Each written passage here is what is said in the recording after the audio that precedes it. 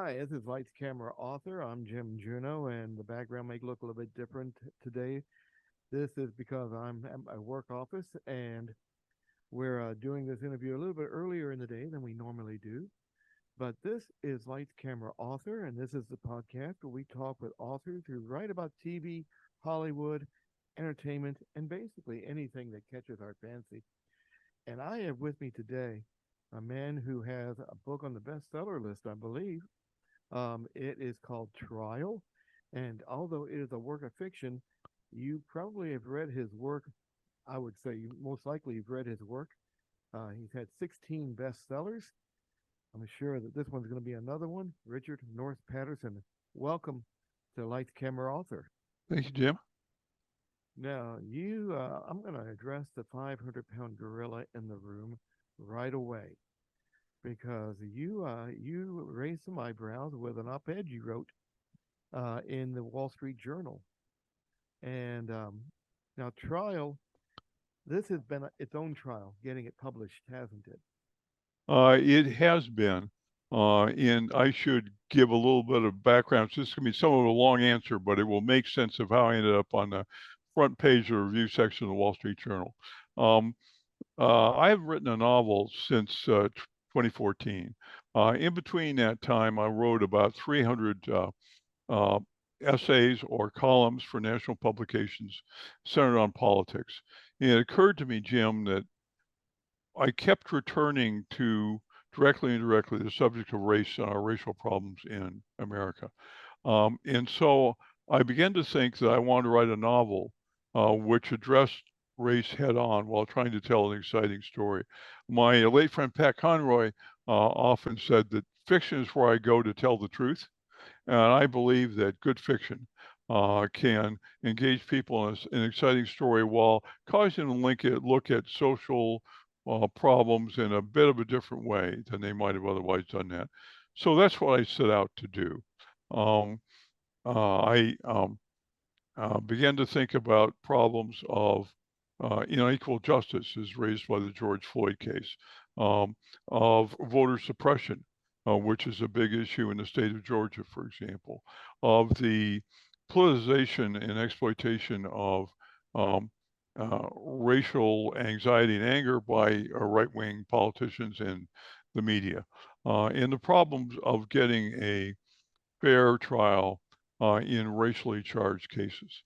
So I came up with a plot, which basically involved the arrest and only trial on charges of capital murder of an 18-year-old black voting rights worker in rural Georgia, um, stemming from the shooting death of a white sheriff's deputy after a nighttime traffic stop. So that was my plot. Now, obviously, if you're a white guy and you're going to write about uh, problems which concern us all, but or should concern us all, but um, ensnare non-white people in particular, you've got to go and talk to the people who've encountered the problem. You have to meet them where they live. So that's what I did. I went to Georgia, interviewed over 50 people, a good half of them black Georgians. Um, Ministers, civil rights leaders, voting rights leaders, politicians, community leaders, um, anyone who had information which would help me write this realistically. And so I did. I then talked to my agents, and this is where we get to the meat of your question. Um, and they said, great idea. And by the way, now that you've written it, this is a great novel, and we really think it's very strong. But you're in a world of hurt because you're a white guy and you're proposing to write about um, black characters from their perspective, and you're addressing issues which particularly afflict black Americans. And I said, yeah, but that's the book I want to write. That's why I wrote it. They said, okay. They didn't have to tell me what the problem was. Um, you'll remember Janine Cummins in American Dirt in 2020, and when she was castigated and ultimately pretty much exiled for writing a book about a Mexican mother and son trying to cross the border into the United States. Zadie Smith um, had addressed this before in a big essay in a New York Review of Books saying, I couldn't have written a single book if I were confined by my ethnicity, because I've written about all varieties of people and circumstance, my ethnicity or identity for that matter. But I mean, it keeps on happening. So I knew what happened to me is this. My book was rejected by 19 major publishing imprints, part of the, publishing conglomerates um, in New York now. And they were often pretty explicit. You will be, quote, rightly criticized for writing this book. We only care to hear about subjects from, quote, marginalized voices. You are too white for Black people. This just isn't quite the right kind of book for your reentry into fiction. One publisher called my agent, said, I love this book. I know just how to publish it. It's terrific. All I need to do is talk to young people in my publishing house. And that killed it. And so, what I was up against is a new prevailing theology in publishing, Jim, which goes something like this. It's not safe for white people to write from the perspective of non-white characters or about problems which afflict non-whites in particular. Um, and, that's when I took the pages of the Wall Street Journal. By the way, I did find a publisher, as you know, an independent press willing to take this on. But I think the larger question is way bigger than my book, and it's this. Uh, can empathy and imagination cross the lines of identity in literature and, for that matter, in our society? And my answer to that is yes. Not only can they, but they really must. But as you know, it is a terrible controversy right now. And so I've been engaged in a discussion I never really wanted, but am happy to take on, which is, should the subject matter of an author be limited to that indicated by their personal identity? To be more specific, can white people only write about white people? And for that matter, can they be presumed to understand all white people because they're white? You start to chase that down a rabbit hole very far, and you realize this really makes no sense at all. But here we are. And the most important word I think you mentioned in that answer is empathy. I mean, at no point in your book, and at no point on any of the interviews that I've read with you on this matter, do you ever claim that I know what Black people are like? I know what Black people went through. I know. I now you say you understand, and I understand too, because for the past 20 years I've worked at an HBCU, an historically Black college or university. So, and I know what it's like to be a handful of Caucasians working in a Black dominated atmosphere. I don't ever pretend to know what it's like to be Black. And I don't see you saying that at all in any of your interviews. You understand what they went through because you did copious research into this book. I think that's the essence of it. If you're going to write about someone whose identity and experiences are way different than yours, then you have to meet them where they live, and you have to ask them everything about their experience and listen to the answers. I mean, there's just no other way to do it. But if you do that work and do it well, then you've enriched the broader stream of literature. Yes, and that's exactly the point. Is that yes, I understand. I did research. I understand what happened in World War II. I wasn't there in World War II, so I know, but I understand what people went through, and that's exactly what you're saying in these books. Um, it really amazes me that people can't see the difference. Well, it's very troublesome. I mean, first of all, think about what makes good literature. Um, it's not primarily, or certainly not only, the ethnic identity of the author and the presumed authenticity of experience, although that has its limits. It's also the ability to craft a good narrative, psychological acuity, the ability to write dialogue the way that people really speak. Um, the ability to raise a set to describe a setting where you locate the writer, and above all, empathy and imagination. I mean, if we assume that we are confined by your identity as an author, what are we to do with Anna Karenina and Madame Bovary? classic books centered on women written by men.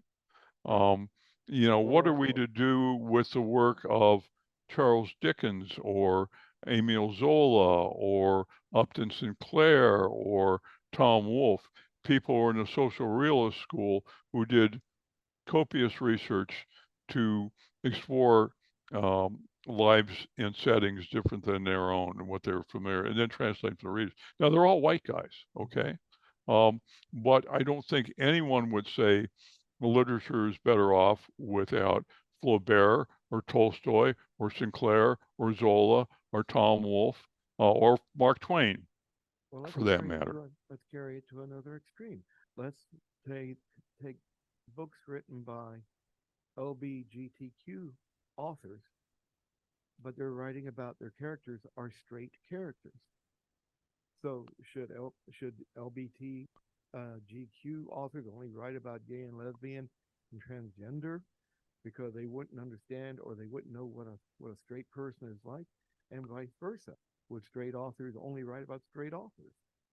Well, I mean, you're right, in clearly not, because if you're going to write about this country, then you cannot be confined to any one gender, identity, sexuality, um, background. I mean, it would simply be too narrow to work as a representation of any slice of America. And so it is certainly true that LGBTQ Americans have something distinct and lived to say about their experience. But it's also true that they cannot portray that experience in fiction without addressing all the other people who are not them. Um, Exactly. in order to be able to do that, they have to be permitted to imagine their way, research their way, think their way, experience their way into the heads of others. See that, and so it's like, where do you draw the line, and if should there even be a line? Now, Uh, I go ahead. don't think I don't think there should be a line. Now, I do say the readers and reviewers have every right to say, you didn't do the job right. This isn't persuasive to me. This is lazy. This is stereotypical. Whatever it is they think. If you're going to write across the lines of identity, then you open yourself up to that, and you have to accept the rules of engagement. But here's where I get off. What the preemptive censors are saying, and what they were saying to me, is you don't have a right to write this book, and this book should not be published. We are going to deprive others of the right to make a judgment of this book because we are um, acting as the gatekeepers to make sure that it's never published. Now, not only will that kill books that are written, but it will keep books from being written by people who are afraid to write them because they know that they're going to get themselves in trouble. So basically, it's literary suffocation. Um, I would add that um, the people who um, you declined my book on the basis of race were, by virtue of the demographics of Manhattan Publishing, overwhelmingly white. It is also pretty sure that few, if any of them, had the direct experience um, of racial issues that the Black Georgians I interviewed shared with me from their own lived experience. And yet they congratulate themselves that they're the literary benefactors of Black America. And you really wonder, I mean, it is such a overweening conceit that you really do wonder if they ever look in the mirror and somehow fail to see the uh, book banners on the right or the racial history suppressors um, or the people who they would deplore. And the only thing you can assume is they think, well, I'm entitled to be censored because I'm right. And other people aren't entitled to be censored because they're wrong. I mean, where do you go with that? Exactly. See, and what I don't understand is why it should be an issue at all, because you do have African American authors who you're not going to you're jeopardizing them as well as Caucasian authors. I mean, black people should only write about black people. We had that we had that in movies up until the 1980s, and you saw where it got us there. I mean, it was like the only African Americans you saw in movies or TV were maids or or butlers or, I mean, of that. And unless it was what's called a race picture. So we don't want to go back to those days. Well, no, we don't. And, for that matter, there goes the fiction of James Baldwin. Um, Yes. to pick out an example. I mean, my view of all this is we don't need a black literature presumptively written by black writers for black readers, although it's important for black readers to have authors that they can identify with. We certainly don't need a white literature written for white people on the theory that it's arrogant um, um, and presumptuous. Um, Kill that. To write about somebody whose identity is different than your own. I mean, that really goes nowhere. We need an American literature which encourages people to write um, across the lines of identity and to do the work necessary to uh, make the literature work. And not only that, it's good for our society. I mean, we're in terribly polarized times. And among the things we are, frankly, is racially polarized. I mean, race suffuses our politics. It's one thing that inspired me to write this book. Um, and it is counterproductive to say we're going to divide literature into ethnic neighborhoods in any more than is to say, well, okay, white people, you can't understand black people, so don't even try, um, and vice versa. I mean, we'd be in a world of hurt. And this didn't used to be a problem. Um, it's become a problem um, in the last decade. And I'm going to go out on a limb and say that um, no one can explain to me who is really helped by this, by preemptive censorship. I mean, it is certainly it's not like its authors of fiction are applying for the same job in an org chart. Every book is its own creation, unique to its author and stems from the author's imagination, creativity, and work. Um, it makes no sense to say, well, we won't publish this book, and so some other kind of book by some other, presumably more appropriate author will be published somewhere else. I mean, publishing is not a zero-sum game. It doesn't work that way. Um, and I think, um, there's a kind of feeling that, well, white folks have had it their own way for a long time, so the hell with you. Well, I get it. The white people have had the dominant place in this society, I mean, American society always. Um, and I get it and believe that we should have more um, black publishers and editors and more non-white authors. But it doesn't do to say, well, okay, we're now going to start banning white people regardless of substance because they're white. Um, it makes no sense to the broader cause of literature. Uh, it makes no sense to promoting understanding across the lines of identity. It just doesn't work. And nobody has ever explained to me, as I say in concrete terms, why preemptive censorship, primarily on the basis of the author's race, is a good thing.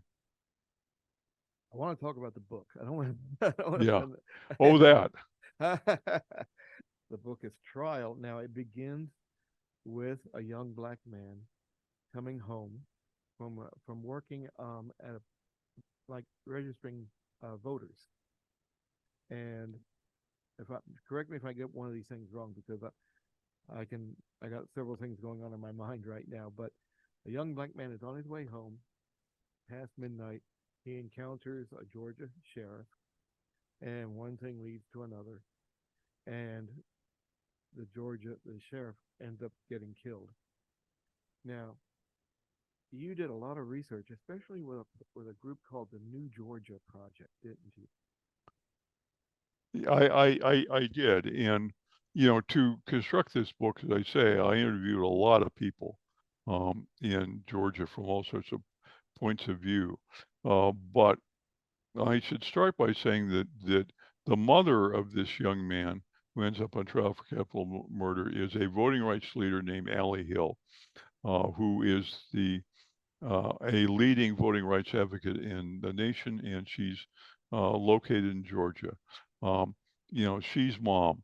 In order to get, what her life professionally and personally would be like on the firing line of voting rights in Georgia, I interviewed several voting rights leaders, including the head of the New Georgia Project, a black woman who shared with me the fact that she got death threats, the fact that her home and image were posted on white nationalist websites in inflammatory ways. The fact that she had to pay a lot for personal security and security for offices which were afflicted with bomb threats. And so I really sort of dug into what motivated her, and the cost of doing the work. So the group is the New Georgia Project. They have been instrumental in registering non-white voters in 2020 and 2022. Their work, I think, made the difference in electing Joe Biden in Georgia, certainly, in electing John Ossoff and Raphael Warnock. Made the difference in saving Raphael Warnock in 2022. But they're not paid a lot. They work hard, and the personal price they pay is high. Yeah, and I mean, and Georgia has a perception problem anyway, being when it comes to civil rights. As well, the South as a whole has a perception problem, and it it seems like the current state of affairs isn't doing much. They're almost embracing that. Not not the African Americans, but the white population almost seems to be embracing that, for want of a better word, racist view. Well, I would say that race and racism are more overt now than they have been, and sometimes in the recent past. I will add that I make a point of underscoring residential segregation in the North, the nasty racial history of the city of Boston, where my principal white character comes from, and all of that. But I think it doesn't do to deny the salience of race in voter suppression, because clearly what has happened in Georgia is directed at black people. The closing of polling places in black areas, the reversal by the Republican Party, who once embraced voting by mail when they were turning out mainly older conservative white people, and passed legislation to limit it when the New Georgia Project and others used it to start registering black people in 2020. I mean, this ridiculous thing, Jimmy, you're probably familiar with, where you can't. It's a misdemeanor to pass out water or food to somebody in a long voting rights voting line. So it's better for grandma to keel over from heat stroke to vote, right? I mean, that makes a load of sense. But about the book, I did my damnedest to tell an exciting story on a personal level, as well as a level of issues. So the three major characters are my young man on trial for murder, his mom, a single mother, who's a prominent voting rights worker, and a third person, um, um, who is a white congressman from Massachusetts, who discovers to his shock that his relationship in college with a woman he loved and lost, Allie Hill, has led to the existence of a black 18-year-old teenager on trial for capital murder in Georgia. And so it's about a love lost and found, the ordeal of these three people in the vortex of a nationally televised murder trial colored by race, the effort of the white Congressman Chase Brevard to form a relationship with a young black man who hasn't known a father and who had no reason to expect the dad would end up being a white congressman from a very different place in America, and how all those people do under the crushing pressure of a murder trial is very much at the heart of the story. The other thing is the effort of his defense lawyer, a black Georgian, to defend young Malcolm Hill um, in a rural county where the jury pool is very problematic, and in a case where this thing becomes a national firestorm like the George Floyd case.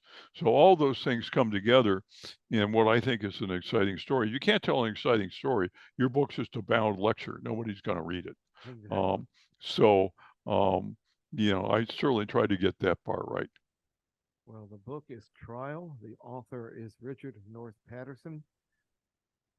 Mr. Patterson, I know this is going to be another bestseller for you, and I thank you again for being on Lights Camera Author today. Well, it's a pleasure. Great to meet you over Zoom, Jim, and I hope it's not the last time.